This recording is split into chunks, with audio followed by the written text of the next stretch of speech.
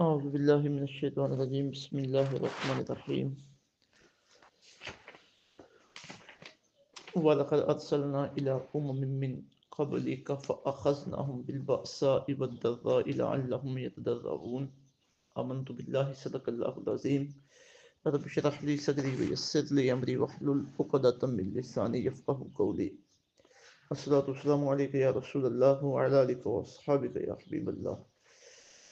آج کا ہمارا درس قرآن سورہ الانعام کی آیت نمبر 42 سے لے کر آیت نمبر 47 تک 5 آیات طیبات پر مشتمل ہے۔ ان آیات طیبات میں اللہ رب العزت نے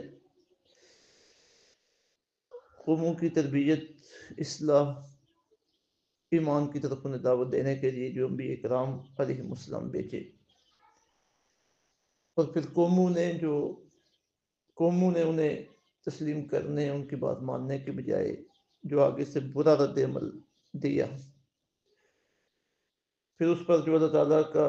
اس رد عمل پر قوموں پر اللہ تعالیٰ کی طرف سے جو عذاب نازل ہوا، اس کے درجات کیا تھے ان کا ذکر فرمایا ہے لوگوں کی نصیحت کے لیے۔ اور دوسرا مشرکین مکہ جو اپنے بتوں کو معبود سمجھتے تھے اور سمجھتے تھے کہ یہ ہمارے نفع اور نقصان کے مالک ہیں، انہیں کچھ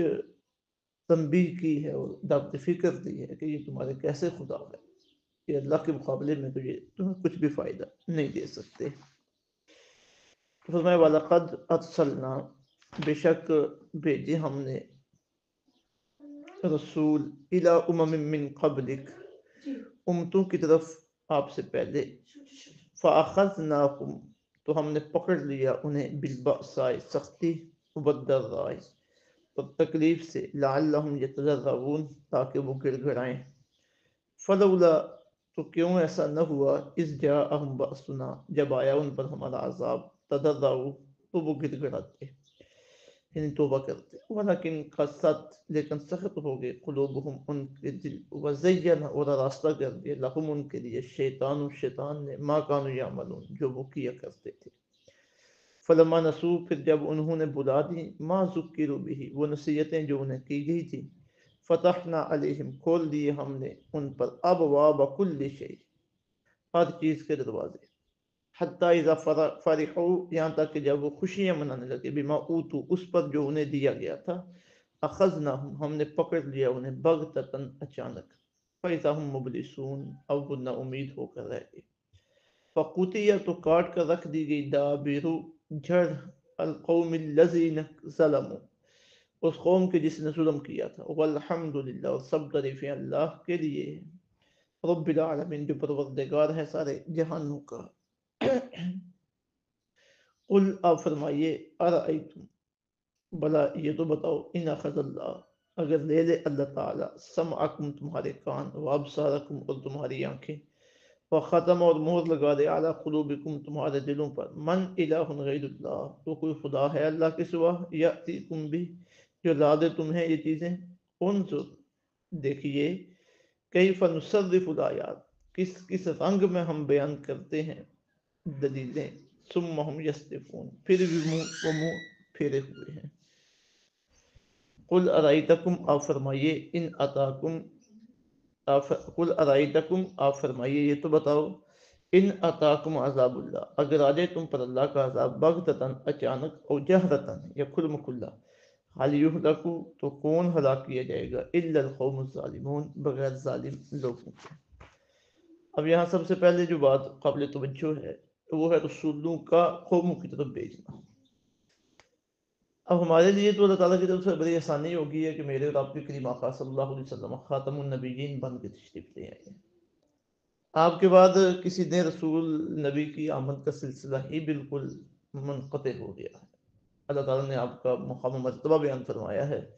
وخاتم النبیین کہ میرے محبوب کریم صلی اللہ علیہ وسلم آخری نبی ہیں، اور آخری نبی کی وضاحت آقا علیہ السلام نے خود بیان فرما دی کہ آخری نبی کون ہوتا ہے، فرمایا نا خاتم النبیین لا نبی بعد، یہ بخاری شریف کی حدیث یا باقی کتابوں کی، کہ میں آخری نبی ہوں، میرے بعد اور کوئی نبی نہیں ہے۔ تو اب آقا علیہ السلام کو ہی ماننا ہے ہر اعتبار سے، یعنی یہ آزمائش ہماری ختم ہوگی کہ اب کوئی نیا نبی آئے گا اور پھر اسے کوئی مانے گا کوئی نہیں مانے گا. آقا علیہ السلام تشریف لا چکے، اب آپ کے ساتھ ہی سب کا تعلق ہے.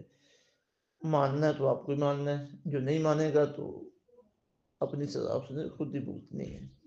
اب پہلی قوموں میں ایسے ہوتا رہا کہ انبیاء کرام علیہ السلام تشریف لاتے رہے، تو انبیاء کرام علیہ السلام کی تشریف آوری پر لوگوں کے ساتھ لوگوں کے اعمال کی وجہ سے جو اللہ رب العزت کا رویہ ہوتا تھا وہ تین طرح کا تھا. ایک یہ کہ انبیاء کرام جو انہیں گمراہی سے نکالنے کے لیے صراط مستقیم پر لا کر کھڑا کرنے کے لیے ان کی تربیت و اصلاح کے لیے تشریف لائے، انہیں وہ مان لیتے. یہ تو مقصد ہی یہی تھا انہیں بھیجنے کا کہ لوگ مانیں. کبھی ایسا ہوتا کہ لوگ نہ مانتے یا کچھ مانتے کچھ نہ مانتے. اب جو نہ ماننے والے ہیں ان پر انہیں جھنجھوڑنے کے لیے اور ان کے دلوں کو نرم کرنے کے لیے، نافرمانی اور سرکشی سے انہیں تائب کروانے کے لیے ان پر طرح طرح کی مصیبتیں اور پریشانیاں ڈالی جاتی ہیں تاکہ وہ ڈر جائیں، ان کے دل نرم ہو جائیں اور اپنے غلطی کا احساس ہو، انبیاء کرام علیہ السلام کی تعلیم پر وہ توجہ دینا شروع کر دیں. اب اس سے بھی کچھ لوگ ایسے تھے کہ جو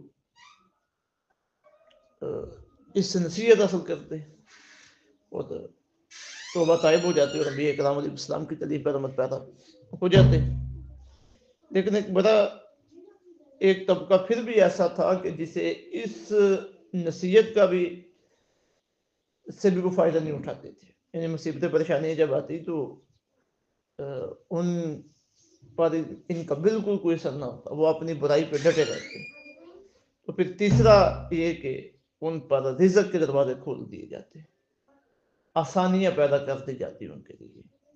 اب کیا ہوتا کہ وہ خوش ہو جاتے کہ دیکھیں جی ہم نے مانا بھی نہیں ہے لیکن پھر بھی ہمارے لیے ہر طرح کی آسانیاں ہیں. مشرکین مکہ بھی یہی بات کرتے تھے. تو اگر ہم جھوٹے ہوتے تو یا نافرمان ہوتے تو یہ ہمارے اوپر یہ اللہ کی طرف سے خوشحالیاں کیسے آ سکتی تھی. تو پھر جب وہ اس میں خوش ہو جاتے ہیں تو ایک وقت آتا ہے کہ اللہ رب العزت کا عذاب ان سب کو اپنے گرفت میں لے لیتا ہے، ان کا خاتمہ کر دیا جاتا ہے. تو یہ صورتحال آغاز میں بیان کی جا رہی ہے آج کے سبق میں. فرمایا وَلَقَدْ أَرْسَلْنَا إِلَىٰ أُمَمٍ مِّن قَبْلِكَ،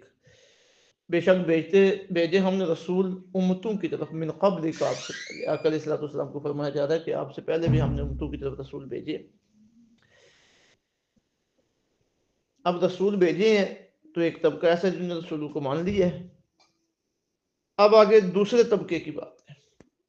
اب اسے تو بیان کرنے کی ضرورت ہی نہیں. جنہوں نے مان لی ہے وہ تو اللہ تعالیٰ کی فرمان برداری میں آ گئے. اب دوسرا طبقہ کہ جنہوں نے نہیں مانا اور ضرورت تھی کہ انہیں کچھ تنبیہ کی جائے. میں فَأَخَذْنَاهُمْ، تو ہم نے پکڑ لیا انہیں بالبأساء، سختی، والضراء، اور تکلیف سے، لعلہم یتضرعون، تاکہ وہ گر گڑائیں اور روئیں، اللہ کی بارگاہ میں توبہ کریں، انہیں اپنی غلطی کا احساس ہو کہ اللہ تعالیٰ نے ہمارے اوپر اتنی کرم نوازیاں کی. اور پھر ہدایت کے لیے انبیاء کرام علیہ السلام بھی بھیجے اور ہم سرکش اور نافرمان ہوتے جا رہے ہیں. مصیبتیں پریشانیاں آئیں تاکہ وہ توبہ کریں، گر گڑائیں، انہیں احساس پیدا ہو. پھر آگے فرمایا فلولا اذ جاءہم بأسنا، تو کیوں ایسا نہ ہوا جب آیا ان کے پاس ہمارا عذاب، تضرعوا، وہ گر گڑاتے یعنی توبہ کرتے، ولکن قست قلوبہم، لیکن سخت ہو گئے ان کے دل، وزین لهم الشیطان، اور آراستہ کر دیا ان کے لیے شیطان نے، ما کانوا یعملون، جو وہ کیا کرتے تھے. چاہیے تو یہ تھا کہ یہ طبقہ توبہ طائب ہو جاتا، لیکن ایسا نہیں ہوا. ان کے دل سخت ہو گئے. کچھ لوگ تو اس سے آگاہ ہو گئے، انہوں نے توبہ کر لی، لیکن ایک طبقہ پھر بھی ایسا تھا کہ جو آگاہ نہیں ہوا. ولکن قست قلوبہم، لیکن سخت ہو گئے ان کے دل، وزین لهم الشیطان ما کانوا یعملون، اور راستہ کر دیا ان کے لیے شیطان نے جو وہ کیا کرتے تھے.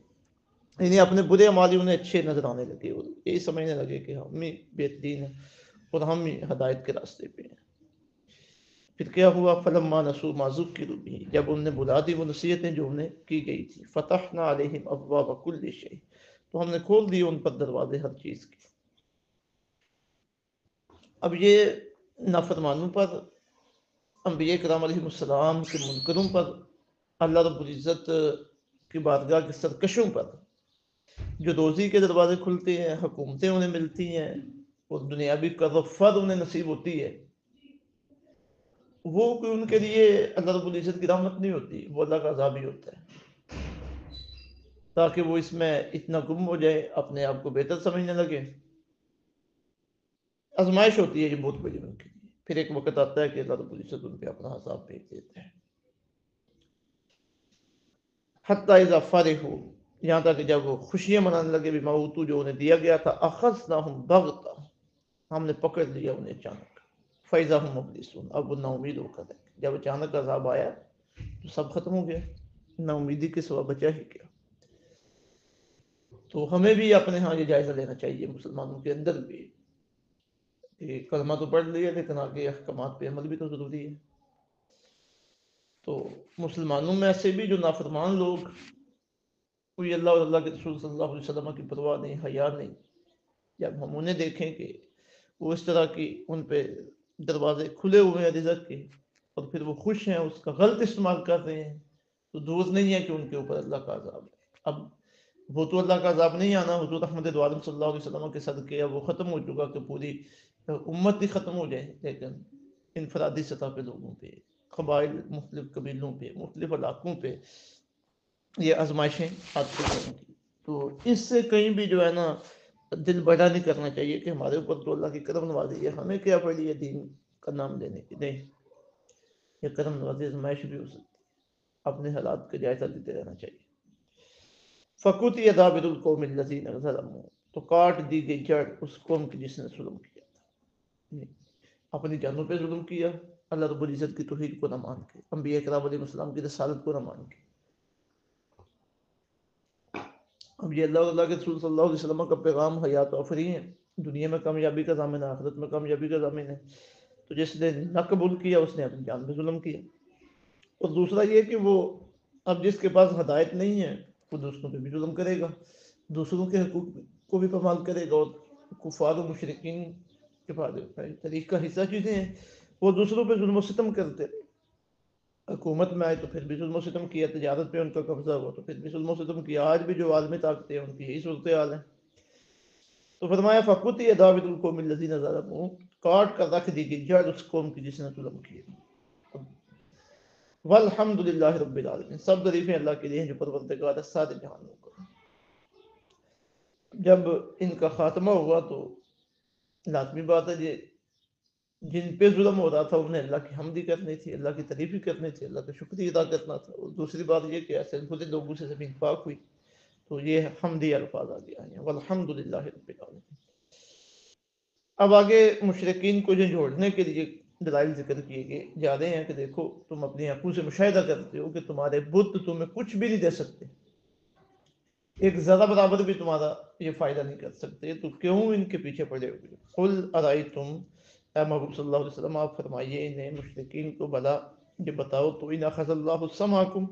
اگر لے لے اللہ تعالیٰ تمہارے کان، و ابصارکم، اور تمہاری آنکھیں، وختم علی قلوبکم، اور مہر لگا دے تمہارے دلوں پر،